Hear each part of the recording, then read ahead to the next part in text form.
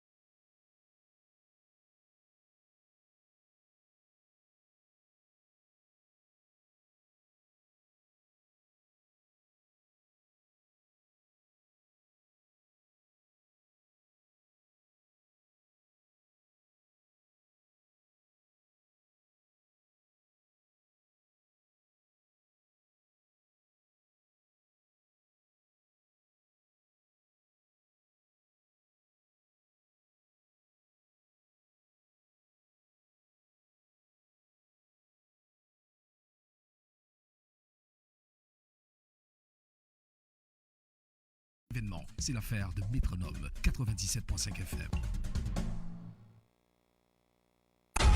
Toutes les heures, à la demi, Radio Métronome vous informe.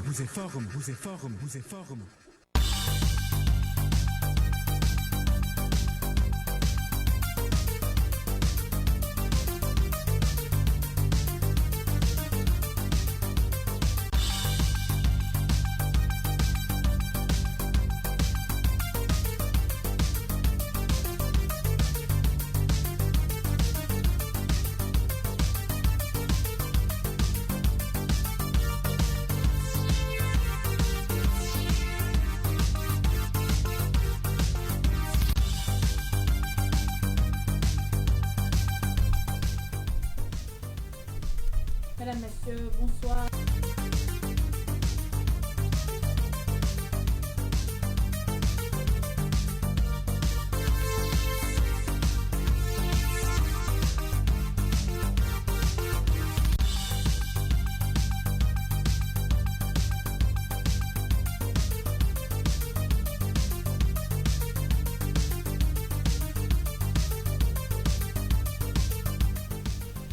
Mesdames, Messieurs, bonsoir. Bienvenue à ce bulletin d'information.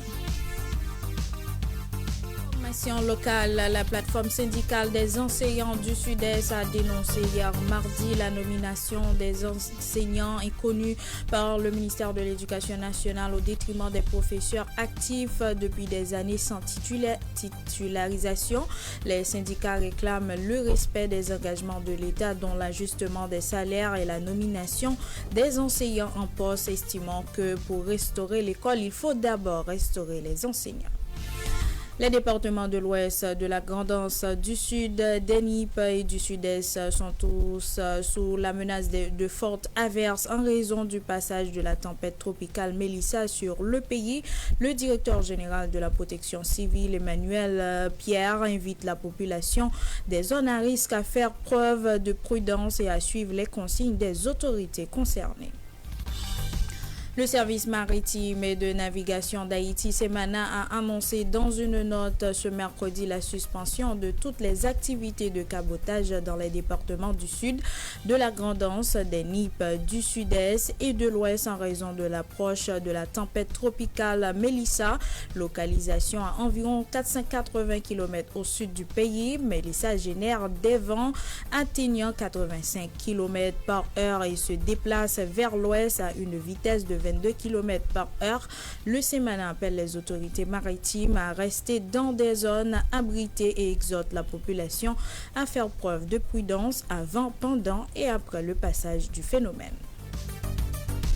Information nationale découragée après que les bandits ont décidé d'augmenter le droit de passage de 125 gouttes à 250 gouttes par voyage.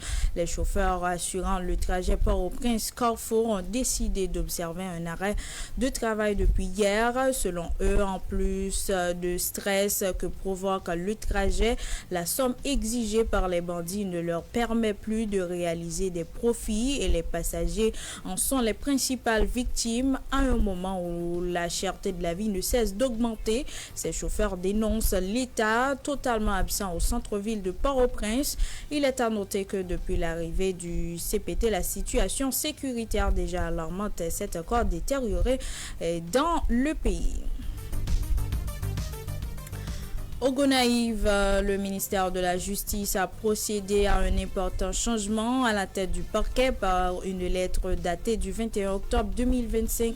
Maître Guiverna Guillaume a été relevé de ses fonctions de commissaire du gouvernement et remplacé à titre intérimaire par Maître Renable Destina. Ce remplacement intervient dans un climat de forte tension alors que Maître Guillaume était contesté depuis la mort de Wilford Ferdinand alias T-Will. La veille de l'annonce officielle des tirs en Nourri avait provoqué la panique au centre-ville entraînant la fermeture d'écoles et de banques. L'ex-commissaire est muté comme substitut au parquet du Cap-Haïtien.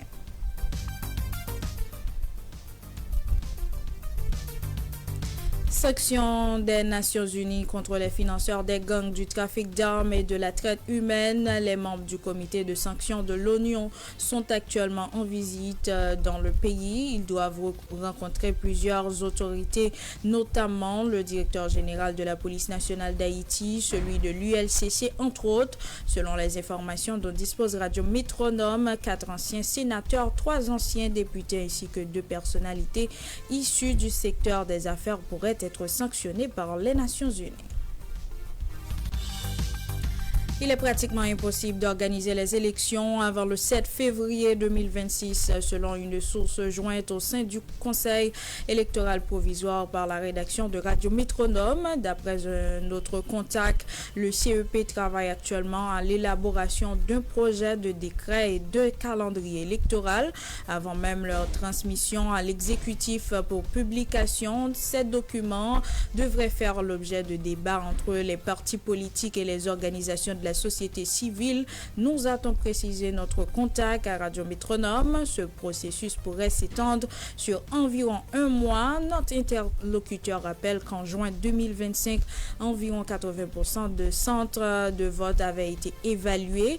Il souligne toutefois la différence entre évalué et prêt, expliquant qu'à cette époque, dans la commune de la Chapelle, de Liancourt, de l'Estère et de Verrette, les centres de vote, bien qu'évalués, n'étaient pas encore sous le contrôle des groupes armés.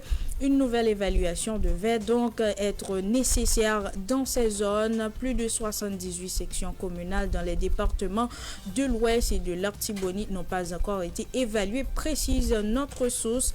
Pour l'heure, le CEP poursuit ses travaux conformément aux normes en vigueur. Toutefois, souligne notre contact, toute organisation d'élection doit passer impérativement par la résolution de la crise sécuritaire qui paralyse le pays. La CARICOM, actrice majeure dans la mise en place du CPT, entame déjà des consultations en vue du départ des 9 membres du Conseil présidentiel de transition. Dans un courriel adressé lundi aux parties prenantes, le groupe des éminentes personnalités de la CARICOM informe qu'il mène des discussions avec d'autres acteurs à l'approche de la fin du mandat du CPT. À 4 mois de cette échéance, le pouvoir en place n'a présenté aucun bilan, violant ici l'accord du 3 avril ayant permis son installation. Accusée de détournement de fonds publics, la ministre des Sports, Niolalinde Devalis Octavius, se retrouve désormais dans le viseur de la justice. Le commissaire du gouvernement de Port-au-Prince a transféré hier mardi son dossier au cabinet d'instruction. C'est le juge Walter Wisser-Voltaire qui a été désigné pour mener l'enquête. Cette affaire survient alors que 3 conseillers présidentiels sont déjà inculpés pour corruption, leur dossier étant également entre les mains du juge Benjamin Félix-May, une situation qui alimente les critiques sur l'ampleur de la corruption au sein de l'appareil d'État, notamment sur le Conseil présidentiel de transition. Le juge Voltaire, souvent qualifié de juge dry cleaning pour certains observateurs pour sa gestion controversée de dossiers sensibles, devra cette fois faire face à un test majeur de crédibilité et d'indépendance de la justice haïtienne. Information internationale, le secrétaire général des Nations Unies, Antonio Guterres, a appelé ce mercredi à lutter contre la désinformation climatique dans une apparente réponse à Donald Trump qui avait brocardé la science du climat le mois dernier à la tribune de l'ONU. Partout, nous devons lutter contre les désinformations, le harcèlement en ligne, le greenwashing, a exhorté le chef de l'ONU lors d'une intervention devant l'organisation météorologique mondiale à Genève, affirmant sa solidarité avec tous les scientifiques. En septembre, le président américain avait lancé à la tribune de l'Assemblée générale de l'ONU que le changement climatique était la plus grande arnaque jamais menée contre le monde. Mesdames, Messieurs, c'est la fin de ce bulletin d'information. Merci de l'avoir suivi.